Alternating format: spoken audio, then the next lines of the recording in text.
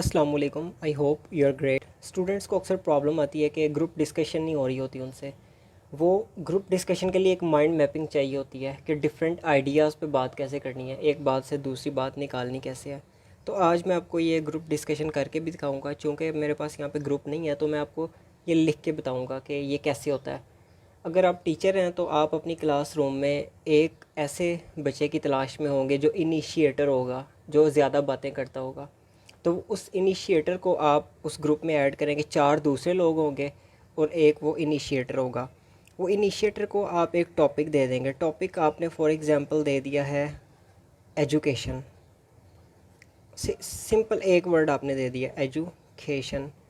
अब वो क्या करेगा, वो अपने बाकी ग्रुप मेंबर से इसके ऊपर कुछ क्वेश्चन आंसर करेगा। मसलन पहला क्वेश्चन वो ये कर सकता है कि आप उसकी डेफिनेशन पूछ सकते हैं। वो ये कह सकता है किसी बच्चे को कि what do you know about education. कुछ लोग एडुकेशन भी पढ़ते हैं। What do you no. तो सिंपल है ये। आप किसी भी टॉपिक के बारे में जब आप जानना चाहते हैं ना तो आप यही कहते हैं व्हाट डू यू नो। और एग्ज़ाम में भी आपसे इसी तरह के सवाल पूछे जाते हैं जो अक्सर नहीं आ रहे होते। What do you know about chemical formula of water. अच्छा जी, what do you know about education. अब वो बच्चा जो भी उसको पता होगा वो कोई ना कोई इन्फॉर्मेशन ज़रूर फराहम करेगा इसकी। मसलन वो कहेगा कि education is a process that makes a man true human being. कहेगा education that means getting some knowledge from people, from experiences, from books, from computer, from internet, like that. अब ये डेफिनेशन का ये मतलब नहीं है कि उसने कोई रिसर्च पेश करनी है वहाँ पे, या उसने कोई ऐसी डेफिनेशन देनी है जो अखबारों की हेडलाइन बननी है। नो, ये स्पीकिंग प्रैक्टिस हो रही है। इसमें आपकी अपनी राय चलनी है और आपकी अपनी उस वक्त कंस्ट्रक्ट की हुई डेफिनेशन भी चल सकती है। You understand my point. फिर अगला क्वेश्चन वो दूसरे बंदे से पूछता है, कहता है do you think.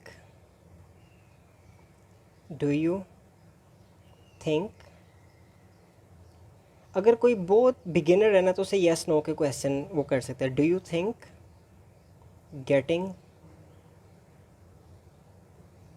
Education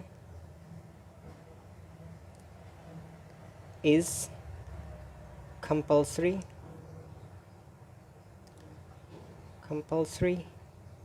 for everyone. अब ये सबको पता है कंपल्सरी है, लेकिन यहाँ पे क्या होगा, एक ये राय देगा ये बच्चा जिसे ये सवाल पूछा जाएगा। कहेगा yes it is very important for main and women and even children. अब ये वो अपनी राय डिफरेंटली देगा। तो तीसरा क्वेश्चन वो ये पूछ सकता है, do you what's your opinion about online education.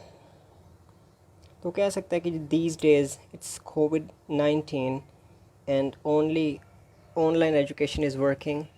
What's your opinion about online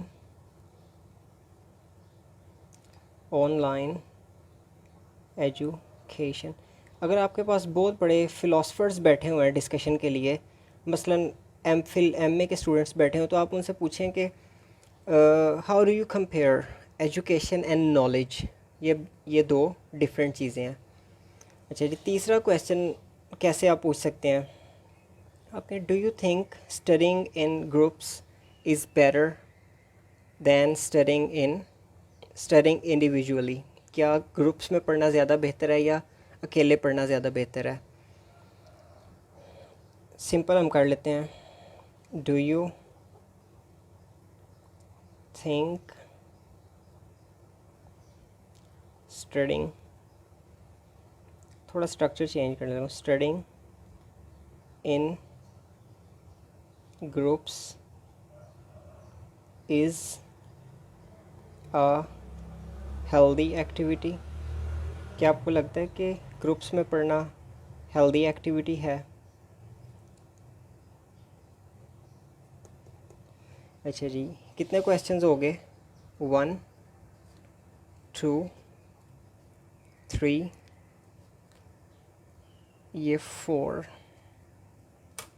अच्छा जी, अब कुछ एक फ़िलोसॉफिकल क्वेश्चंस भी हम ऐड कर सकते हैं। मसलन आप कह सकते हैं what is the top secrets of learning a lesson. ठीक है, जैसे कि सबक को याद करने का कोई सीक्रेट तो बताएं। What's what is the top secret to, memorize कर लेते हैं,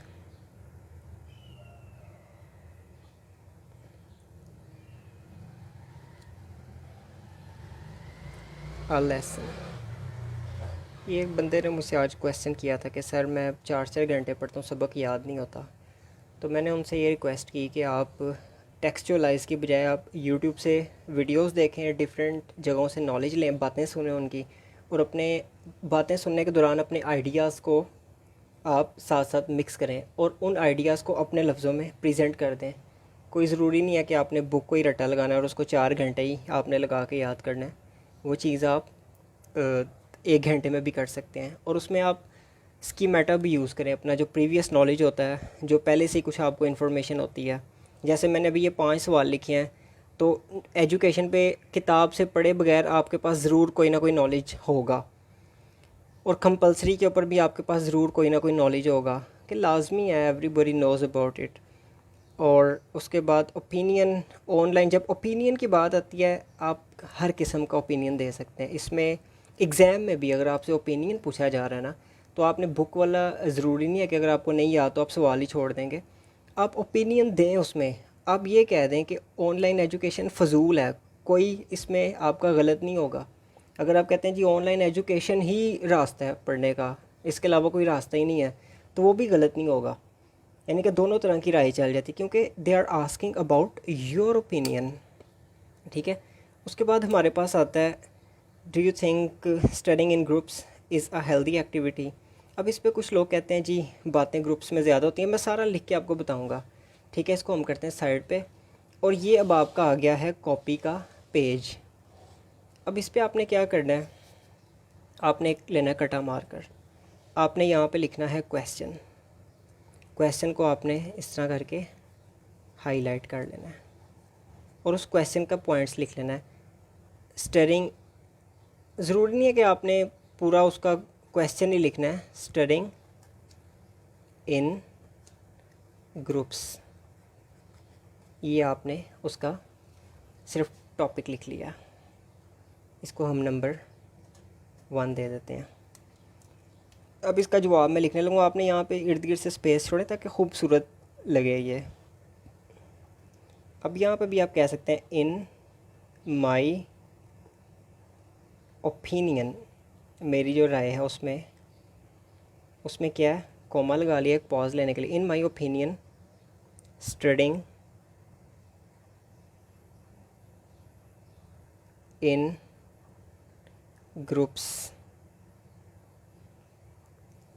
is a very healthy activity.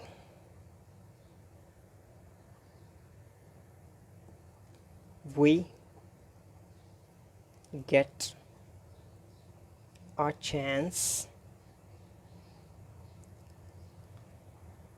to discuss some important issues and also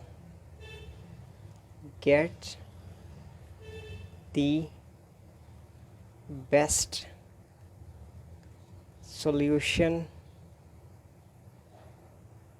from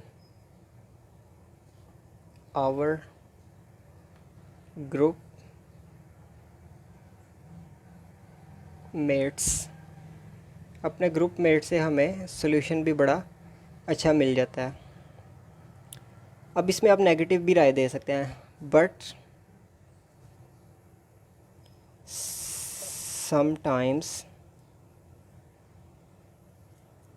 we start side talks। बहुत वक्त ये होता है कि हम साइड टॉक्स शुरू कर देते हैं। That may affect, they may waste our time, that may waste our time, that may affect our study time। हमारे स्टडी टाइम को क्या कर सकते हैं, अफेक्ट कर सकते हैं। अच्छा जी,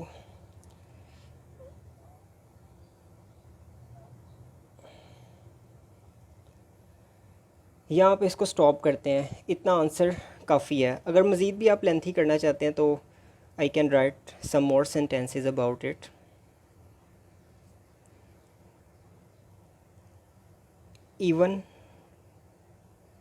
even however आप लगा सकते हैं। even I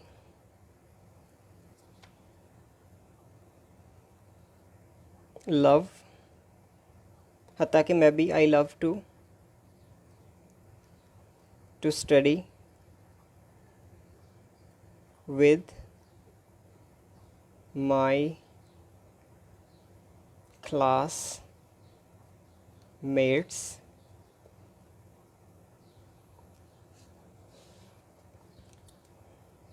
after class time. Class time के बाद मैं अपने क्लासमेट्स के साथ पढ़ने को तरजीह। अब ये लिखने में तो आपको ज़्यादा लग रहा है, लेकिन जब आपने बोलना शुरू करना है ना, इसको ये 30 से 40 सेकंड्स के अंदर ये ख़त्म हो जाना है। मैं भी आपको करके दिखाता हूँ। अच्छा जी, and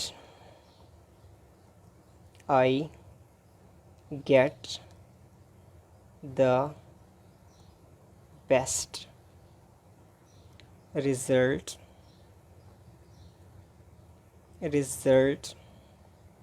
in exams। Sometimes when I forget the question, when I forget the answer, sometimes when I forget the answer, it seems, ऐसा लगता है, इट सीम्स क्या लगता है, one of my group mates, जो मेरे ग्रुप मेट्स में एक आध बंदा होता है, इज़ whispering